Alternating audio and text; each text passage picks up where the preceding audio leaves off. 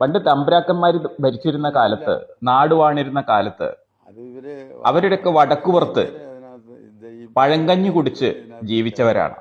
പഴയ കാലമല്ലേ സാർ, ഇന്നത്തെ പോലെ അല്ലല്ലോ. പട്ടിണിയും പരിവട്ടവും ഒക്കെ നല്ല രീതിയിലുള്ള കാലമല്ലേ. അതുകൊണ്ട് അടുക്കളപ്പുറങ്ങളിലൊക്കെ ചെന്ന് നിന്നിട്ടുണ്ടാവും പഴങ്കഞ്ഞിക്ക് വേണ്ടിയിട്ട്. അതൊരു തെറ്റല്ലല്ലോ. ആ പഴങ്കഞ്ഞിക്ക് ഉപ്പ് കൊടുത്തില്ലെങ്കിൽ തമ്പ്രാട്ടിമാരെ സ്വാധീനിച്ച് ഇച്ചിരി ഉപ്പ് വാങ്ങി പൊതിഞ്ഞ് കയ്യിൽ വെച്ചിരുന്ന ഒരു കാലമുണ്ടായി. പട്ടിണിയാണെന്ന് കരുതി കിട്ടുന്ന പഴങ്കഞ്ഞിക്ക് ഉപ്പില്ലെങ്കിൽ ഉപ്പ് ചോദിച്ചു മേടിക്കും. അത് സ്വാഭാവികം. തമ്പുരാട്ടിമാരെ സ്വാധീനിക്കുക എന്ന് പറഞ്ഞാൽ അതും ഒരു കഴിവല്ലേ. ആ തമ്പ്രാക്കന്മാരൊക്കെ തിരശ്ശീലയ്ക്ക് പിന്നിൽ പോയപ്പോ ആ പൂമുഖത്ത് സ്ഥാനം പിടിച്ച ആൾക്കാരാണ് ഇവരൊക്കെ. അത് മനസ്സിലായി. തമ്പുരാക്കന്മാര് പോയപ്പോ ആ പൂമുഖത്ത് കയറിയിരുന്നു. അത് എനിക്ക് വ്യക്തമായില്ല. അത് പോട്ടെ സാർ, അടുത്തത് പറ.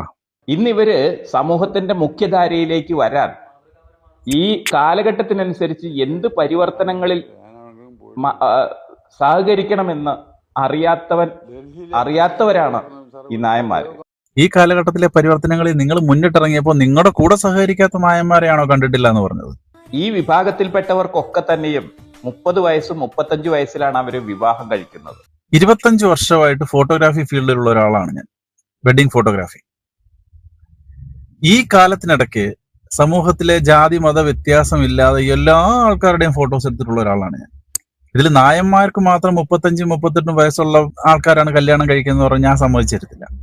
കാരണം അങ്ങനെ ഉണ്ടാവും വളരെ അപൂർവമായിട്ട്. പക്ഷെ എല്ലാവരും അങ്ങനെയാണെന്ന് പറഞ്ഞാൽ അത് എങ്ങനെയാണ് സാർ സമ്മതിച്ചു തരുന്നത്? അതിൽ എങ്ങനെയെങ്കിലും ഉരുണ്ട് പെരണ്ട് ഒരു കുഞ്ഞും ഉണ്ടാവും. ഉരുണ്ടു പെരണ്ടിട്ടായാലും കൊച്ചൊന്നാകുമല്ലോ സമാധാനം. ആ കുഞ്ഞിനെ നോക്കി അവര് ശിഷ്ടകാലം താമസിക്കും. നിങ്ങളുടെ നാട്ടിലൊക്കെ ഇനി എങ്ങനെയാണെന്ന് എനിക്ക് അറിഞ്ഞുകൂടാ. ഞങ്ങളുടെ നാട്ടിലൊക്കെ സാധാരണ എങ്ങനെയാണ്, ഒരു കല്യാണം കഴിച്ചൊരു കൊച്ചുണ്ടായി കഴിഞ്ഞാൽ അതിനെ വളർത്തുക എന്നൊക്കെ ഉള്ളതാണ് ഞങ്ങളുടെ നാട്ടിൽ. നിങ്ങളുടെ നാട്ടിൽ വളരെ വ്യത്യസ്തമായിരിക്കുമല്ലോ, അതുകൊണ്ടാണല്ലോ സാർ അങ്ങനെ പറഞ്ഞത്. ഈ സമുദായം ഈ ഭൂമിയിൽ നിന്ന് തന്നെ അപ്രത്യക്ഷമാവും.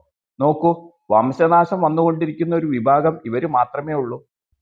വംശനാശം വരാൻ നായന്മാരല്ല എന്താ സിംഹവാലം കുരങ്ങോ? കാരണം ഇവര് സമൂഹത്തോട് യാതൊരു ബന്ധവുമില്ല.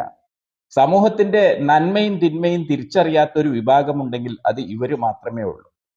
സാമൂഹ്യമായിട്ട് ബോധമില്ലാത്ത ആൾക്കാരെ മാത്രം നിങ്ങൾ കണ്ടിട്ടുള്ളൂ എന്ന് പറ. സാമൂഹ്യമായിട്ട് ബോധമില്ലാത്ത നായന്മാർക്ക് മാത്രമല്ല, എല്ലാ ആൾക്കാരിലും സാമൂഹ്യമായിട്ട് ബോധമില്ലാത്ത ആൾക്കാരുണ്ട്. എല്ലാ ജാതിയിലും എല്ലാ മതത്തിലും ഉണ്ട് സാമൂഹ്യമായിട്ട് ബോധമില്ലാത്തവരും ഹൈ ക്വാളിറ്റി ഉള്ളവരും. പിന്നെ നായന്മാർക്ക് നന്മയും തിന്മയും കുറവുണ്ടെങ്കിൽ ആ കുറവ് അവരങ്ങ് സഹിച്ചോളും. സോഷ്യൽ മീഡിയയിലൊക്കെ ഒരു കാലത്ത് PN Nair, NK Nair, PU Nair, PF Nair എന്നൊക്കെ പറഞ്ഞ് ഒരു വാല് വെച്ചിട്ടുള്ള കുറെ ആൾക്കാരുണ്ടായിരുന്നു. അവരൊക്കെ ഇന്ന് അങ്കലാപ്പിലാണ്. കാരണം ഈ നായർ എന്ന് പറയുന്നത്